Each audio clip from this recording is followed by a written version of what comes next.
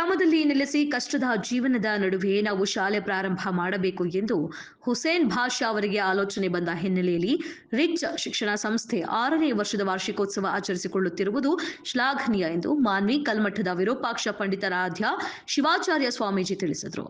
ರಾಯಚೂರು ಜಿಲ್ಲೆಯ ಮಾನ್ವಿ ಪಟ್ಟಣದ ಸಿಂಧನೂರು ರಸ್ತೆಯಲ್ಲಿರುವ ರಿಚ್ ಶಿಕ್ಷಣ ಸಂಸ್ಥೆಯ 6ನೇ ವರ್ಷದ ವಾರ್ಷಿಕೋತ್ಸವ ಕಾರ್ಯಕ್ರಮವನ್ನು ಉದ್ಘಾಟಿಸಿ ಮಾತನಾಡಿ, ಪೋಷಕರು ತಮ್ಮ ಮಕ್ಕಳಿಗೆ ಹೆಚ್ಚು ಅಂಕ ಪಡೆಯಬೇಕು ಸಲಹೆ ನೀಡುತ್ತಾರೆ. ವಿನಃ ಅದರ ಜೊತೆ ಸಂಸ್ಕಾರದ ವಿಚಾರ ತಿಳಿಸಿದಾಗ ನಿಮ್ಮ ಮಕ್ಕಳೇ ಬದಲಾವಣೆಯಾಗುತ್ತಾರೆ ಎಂದರು. ಪ್ರಸ್ತುತ ದಿನಮಾನದಲ್ಲಿ ನಾವು ನೋಡಿದಾಗ ವಿದ್ಯಾರ್ಥಿಗಳು ಶಿಕ್ಷಣವಂತರಾಗುವುದರ ಜೊತೆಗೆ ತಮ್ಮ ಪೋಷಕರು ಯಾವ ರೀತಿಯ ದಿನಮಾನದಲ್ಲಿ ಜೀವನದ ಕೆಲ ಬೆಳವಣಿಗೆಗಳನ್ನು ಕೇಳಿದಾಗ ಮಾತ್ರ ನೀವು ಬದಲಾವಣೆಯಾಗಲು ಸಾಧ್ಯ ಎಂದು ಮಕ್ಕಳಿಗೆ ತಿಳಿ ಹೇಳಿದರು. ಹುಸೇನ್ ಭಾಷಾ ಹಾಗೂ ನದಾಫ್ ಕಜಾಬಿ ಅವರ ಶ್ರಮದ ಫಲವಾಗಿ 6ನೇ ವರ್ಷ ಪೂರ್ಣಗೊಳ್ಳುವ ಜೊತೆಗೆ ಈ ಸಂಸ್ಥೆ 100ನೇ ವರ್ಷ ಆಚರಿಸುವ ಮಟ್ಟಿಗೆ ಈ ಸಂಸ್ಥೆ ಬೆಳೆಯಲಿದೆ ಎಂದರು.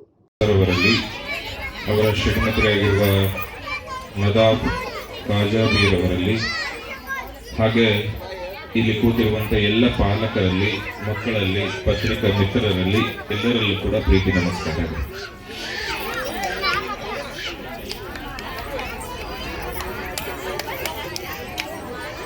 ನೀವೆಲ್ಲರೂ ಕೂಡ ಇಲ್ಲಿ ಕೂತ್ಕೊಂಡಿದ್ದೀರಿ. ಯಾವಾಗ ಭಾಷಣ ಎಲ್ಲ ಮುಗಿದತ್ತೆ, ಇವರೆಲ್ಲ ಯಾವಾಗ ಎದ್ದು ಬಂದಾರ, ಯಾವಾಗ ನಮ್ಮ ಮಕ್ಕಳು ಡ್ಯಾನ್ಸ್ ಮಾಡ್ಯಾರ, ಯಾವಾಗ ನೋಡಿವಿ ಅಂತ ತಿಳ್ಕೊಂಡು ನೀವೆಲ್ಲ ಕೂತ್ಕೊಂಡಿದ್ದೀರಿ. ಹೌದಾ? ಇರ್ಲಿ, ಒಂದೆರಡು ಮಾತುಗಳನ್ನ ಹೇಳಲಿಕ್ಕೆ ಬಯಸ್ತೇವೆ. ಶಿಕ್ಷಣ ಅಂತಂದ್ರೆ ಅದು ಕೇವಲ ಓದಲಿಕ್ಕೆ ಮತ್ತು ಬರೀಲಿಕ್ಕೆ ಹೇಳಿಕೊಡುವುದಕ್ಕಷ್ಟೇ ಸೀಮಿತವಾಗಿಲ್ಲ. ಶಿಕ್ಷಣ ಅಂತಂದ್ರೆ ಮತ್ತಿನ್ನೇನು ಅಂತಂದ್ರೆ ಧೈರ್ಯ. ಯಾವ ಶಿಕ್ಷಣ ಒಂದು ಮಗುವಿಗೆ ಧೈರ್ಯ ಕಲಿಸಿಕೊಡುವುದಿಲ್ಲೋ ಅದು ಶಿಕ್ಷಣವೇ ಅಲ್ಲ. ಓದಲಿಕ್ಕೆ ಬರೀಲಿಕ್ಕೆ ಎಲ್ಲರಿಗೂ ಕಲಿಸಿಕೊಟ್ಟ ಆದ್ಮೇಲೆ ಅವನ ಹತ್ರ ಧೈರ್ಯ ತುಂಬಿಲ್ಲ ಶಿಕ್ಷಣ ಅಂತಂದ್ರೆ ಶಿಕ್ಷಣದ ಕೆಲಸ ಇನ್ನೂ ಮುಗುದಿಲ್ಲ ಅಂತ ಅರ್ಥ. ಅವನು ಸಂಪೂರ್ಣ ಶಿಕ್ಷಣವಂತನಾಗಿಲ್ಲ ಅಂತ ಅರ್ಥ. ನಿಮಗೆ ಗೊತ್ತಿರ್ಲಿ, ಓದಿದವನು ಜೀವನದಲ್ಲಿ ಯಶಸ್ವಿ ಕಂಡಿದ್ದಾನೆ ಅಂತ ನಾವು ಪ್ರಶ್ನೆ ಮಾಡಿದ್ರೆ ಖಂಡಿತವಾಗ್ಲೂ ಇಲ್ಲ. ಯಾರಲ್ಲಿ ಧೈರ್ಯ ಇದೆಯೋ, ಯಾರು ಎಲ್ಲವನ್ನೂ ಕೂಡ ನಾನು ಮಾಡಬಲ್ಲೆ ಅನ್ನುವಂಥ ಧೈರ್ಯ ಅವನೊಳಗಡೆ ಇದೆಯೋ ಅವನು ಮಾತ್ರ ಜೀವನದಲ್ಲಿ ಯಶಸ್ವಿ ಆಗಲಿಕ್ಕೆ ಸಾಧ್ಯ ಐತೆ. ಇವತ್ತು ಓದಲಿಕ್ಕೆ ಬರೀಲಿಕ್ಕೆ ಬರಲಾರದಂತಹ ಪಾನಿಪುರಿ ಅವನು ಕೂಡ ತಿಂಗಳಿಗೆ 50,000 ದುಡಿಬಲ್ಲೆ ಅನ್ನುವಂಥ ಧೈರ್ಯ ಅವನೊಳಗಡೆ ಇದೆ. ನನಗೆ ಓದಿಲ್ಲ ಅಂದ್ರೆ ಏನಾಯ್ತು, ನನ್ನ ಬದುಕನ್ನ ನಾನು ಕಟ್ಟಿಕೊಳ್ಳಬಲ್ಲೆ ಅನ್ನುವಂಥ ಶಿಕ್ಷಣ ಅವನೊಳಗೆ ಐತಲ್ಲ, ಅದು ನಿಜವಾದ ಶಿಕ್ಷಣ. ಆ ಧೈರ್ಯವನ್ನ ಎಲ್ಲಾ ಶಾಲೆಗಳು ಎಲ್ಲ ಮಕ್ಕಳಲ್ಲೂ ಕೂಡ ತುಂಬುವಂತ ಕೈಂಕರ್ಯವನ್ನ ಮಾಡಬೇಕಿದೆ. ಮುಖ್ಯವಾಗಿ ನಿಮ್ಮೆಲ್ಲರಿಗೂ ಗೊತ್ತಿರಬೇಕೇನು ಅಂತಂದ್ರೆ, ಇವತ್ತಿನ ಎಲ್ಲಾ ಶಾಲೆಗಳು ಮತ್ತೆ ಆ ಶಾಲೆಯಲ್ಲಿ ಬಿಟ್ಟಿರುವಂತಹ ಮಕ್ಕಳ ಪಾಲಕರು ಎಲ್ಲರೂ ಎದರಿಂದ ಹೋಗ್ತಾ ಇದ್ದಾರೆ ಅಂತಂದ್ರೆ ಮಾರ್ಕ್ಸ್ ಇಂದ ಹೋಗಕತ್ತಾರ. ಮಾರ್ಕ್ಸ್, ನನ್ನ ಮಗ ಫಸ್ಟ್ ರ್ಯಾಂಕ್ ಬರಬೇಕು, ನನ್ನ ಮಗ ಸ್ಟೇಟಿಗೆ ಫಸ್ಟ್ ಆಗಬೇಕು, ನನ್ನ ಮಗ ತಾಲೂಕಿಗೆ ಫಸ್ಟ್ ಆಗಬೇಕು ಅಂತ ನೀವೆಲ್ಲ ಬಯಸಕತ್ತೀರಿ. ನಿಮ್ಮ ಮಗು ಒಂದು ಶಾಲೆ ಆಗಲಿ ಅಥವಾ ನಿಮ್ಮ ಮಗು ಹೆಂಗ ಬೆಳಿಬೇಕು ಅಂತಂದ್ರೆ, ನಾಳೆ ಒಂದು ವಯಸ್ಸಿಗೆ ಬಂದಾದ್ಮೇಲೆ ಮಗನೇ ನಿನ್ನ ಕಾಲ ಮೇಲೆ ನೀನ್ ನಿಂತ್ಕೊ ಅಂತ ತಿಳ್ಕೊಂಡು ಮನೆಯಿಂದ ಹೊರಗೆ ಹಾಕಿದ್ರೆ, ನಾನು ಬೆಳೆದು ಬರ್ತೇನೆ, ನಾನು ಈ ಜಗತ್ತಿನಲ್ಲಿ ನಾನು ಖಂಡಿತವಾಗ್ಲಿ ಬದುಕ್ತೇನೆ ಅಂತ ತಿಳ್ಕೊಂಡು ಹೆಗಲು ಏರಿಸಿಕೊಂಡು ಹೋಗಿ ಧೈರ್ಯವಾಗಿ ಬದುಕಬಲ್ಲೆ ಅಂತ ತೋರಿಸಿಕೊಡುವಂತ ಮಕ್ಕಳು ಬೇಕಾಗಿದ್ದಾರೆ ನಮಗ. ಒಂದು ಸಮಾಜ ಉದ್ಧಾರ ಆಗಬೇಕು ಅಥವಾ ಒಂದು ಭಾಗ ಉದ್ಧಾರ ಆಗಬೇಕು ಅಂತಂದ್ರೆ ಧೈರ್ಯ ಬಹಳ ಮುಖ್ಯ. ಆ ಧೈರ್ಯ ಇರಲಿಲ್ಲ ಅಂತಂದ್ರೆ ಮಕ್ಕಳಲ್ಲಿ ಅವರು ಖಂಡಿತವಾಗ್ಲೂ ಯಶಸ್ವಿ ಆಗೋದೇ ಇಲ್ಲ. ಅವನೊಳಗಡೆ ಒಂದು ಕಾನ್ಫಿಡೆಂಟ್ ಆಗಲಿ, ಆತ್ಮವಿಶ್ವಾಸ ಬೆಳೆಯೋದು ಯಾವಾಗ ಅಂತಂದ್ರೆ ಅವನ ಹತ್ರ ಒಂದು ಧೈರ್ಯ ಇದ್ದಾಗ. ನಿಮಗೆ ಗೊತ್ತಿರ್ಲಿ, ಒಂದು ಕತೆ ಹೇಳ್ತೀನಿ ನಾನು. ಆ ಕತೆ ಏನು ಅಂತಂದ್ರೆ, ಅಷ್ಟಾವಕ್ರ ಅಂತ ಇದ್ದ. ಜನಕನ ಆಸ್ಥಾನದಲ್ಲಿ ಅಷ್ಟಾವಕ್ರ ಅಂತ ಇದ್ದ.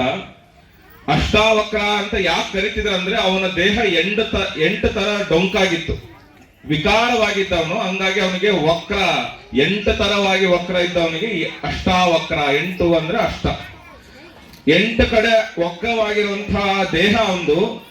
ಒಂದು ಕೋಲ್ ಹಿಡ್ಕೊಂಡಿದ್ದ. ಕೋಲ್ ಇಲ್ಲ ಅಂತಂದ್ರೆ ಬೀಳ್ತಿದ್ದ ಅವನು. ಕಾಲು ಡೊಂಕು, ಮೈ ಡೊಂಕು, ಕುತ್ತಿಗೆ ಡೊಂಕು, ಎಲ್ಲ ತರ ಡೊಂಕು. ಆದ್ರೆ ಮಹಾನ್ ಪಂಡಿತನಾಗಿದ್ದ ಅವನು.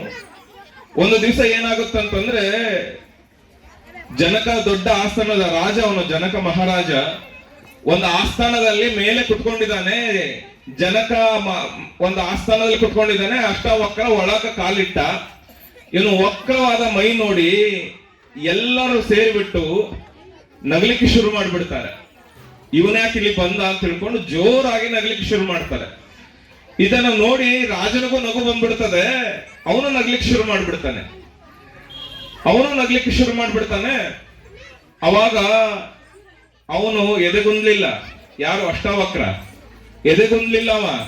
ಅವನೇನ್ ಮಾಡದಂತ ಇವರೆಲ್ಲರಿಗಿಂತ ಜೋರಾಗಿ ನಗಲಿಕ್ಕೆ ಶುರು ಮಾಡ್ದ. ಎಷ್ಟು ಜೋರಾಗಿ ಅಂತಂದ್ರೆ ಮೇಲಿನ ಛತ್ತ ಕಿತ್ತೋಗ್ಬೇಕು ಅಷ್ಟು ಜೋರಾಗಿ ನಗಲಿಕ್ಕೆ ಶುರು ಮಾಡ್ದ. ರಾಜನಿಗೆ ಸಿಟ್ಟು ಬಂತು. ಏ ಅಷ್ಟಾವಕ್ರ ಯಾಕೆ ನಗಕತಿ ಅಂತ ಕೇಳಿದಾಗ ಅಷ್ಟಾವಕ್ರ ಶಿಕ್ಷಣ ಸಂಸ್ಥೆಗಳು ಮತ್ತು ಪಾಲಕರು ಅವಕಾಶ ಮಾಡಿಕೊಡ್ಬೇಕು. ಕೇವಲ ಇವತ್ತು ನೋಡಿ ಎಲ್ಲಾ ಪ್ರತಿಭೆಗಳು ಎಲ್ಲರೂ ಓದ್ಲಿಕ್ಕೆ ಸಾಧ್ಯ ಇಲ್ಲ, ಎಲ್ಲರೂ ಫಸ್ಟ್ ರ್ಯಾಂಕ್ ಬರ್ಲಿಕ್ಕೆ ಸಾಧ್ಯ ಇಲ್ಲ, ಎಲ್ಲರೂ ಆಟ ಆಡ್ಲಿಕ್ಕೆ ಸಾಧ್ಯ ಇಲ್ಲ. ನನ್ನ ವಕ್ರವಾದ ಮೈನ ನೋಡಿ ನಗ್ತಾ ಇದ್ದೀರಿ, ನಾನು ನಿಮ್ಮ ವಕ್ರವಾದ ಮನಸ್ಸುಗಳನ್ನ ನೋಡಿ ನಗ್ತಾ ಇದ್ದೀನಿ ಅಂತ ತಿಳ್ಕೊಂಡು ಹೇಳಿದ್ನಂತೆ ಅಷ್ಟವಕ್ರ. ಆ ಧೈರ್ಯ ಮೆಚ್ಚಬೇಕು ನಾವು. ಧೈರ್ಯ ಇಲ್ಲ ಅಂತಂದ್ರೆ ವಿದ್ಯೆಗೆ ಯಾವ ಬೆಲೆಯೂ ಇಲ್ಲ. ಹಾಗಾಗಿ ಸ್ಥೈರ್ಯವಂತರನ್ನಾಗಿ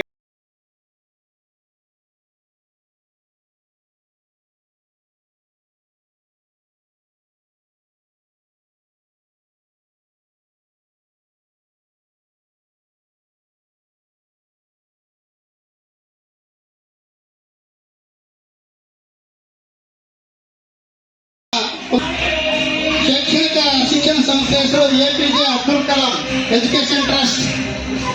ಭಾರತ ಕಂಡಂತಹ ಮಹಾನ್ ವಿಜ್ಞಾನಿ, ಭಾರತ ಕಂಡಂತಹ ಅಪ್ರತಿಮ ರಾಜಕಾರಣಿ, ಮಾಜಿ ರಾಷ್ಟ್ರಪತಿಗಳು, ಭಾರತದ ಮುಗುಟರಾಗಿರ್ತಕ್ಕಂಥ APJ ಅಬ್ದುಲ್ ಕಲಾಂ ರವರ ಭಾವಚಿತ್ರಕ್ಕೆ ಶ್ರೀಗಳಿಂದ ಮತ್ತು ನಮ್ಮ ಯೋಧರಿಂದ ಮತ್ತು ನಮ್ಮ ಅಧ್ಯಕ್ಷರಿಂದ ಮತ್ತು ನಮ್ಮ ಆಂಜನೇಯ ನಾಯಕರಿಂದ ಚಾಲನೆಯನ್ನು ನೀಡಬೇಕಂತೇಳಿ ಎಲ್ಲ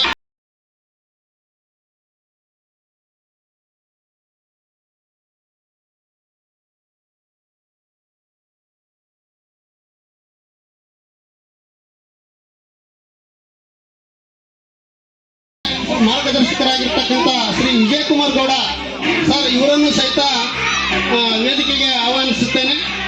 ಶ್ರೀಯುತರು ನಮ್ಮ ರಿಚ್ ಎಜುಕೇಶನ್ ಟ್ರಸ್ಟ್ ಸಂಸ್ಥೆಯ ಆಪ್ತ ಮಿತ್ರರು ಹೌದು. ಅವರನ್ನು ಸಹಿತ ಇವರ ವೇದಿಕೆಗೆ ಆಹ್ವಾನಿಸುತ್ತೇನೆ. ಈಗ ಶ್ರೀಗಳು ಒಂದು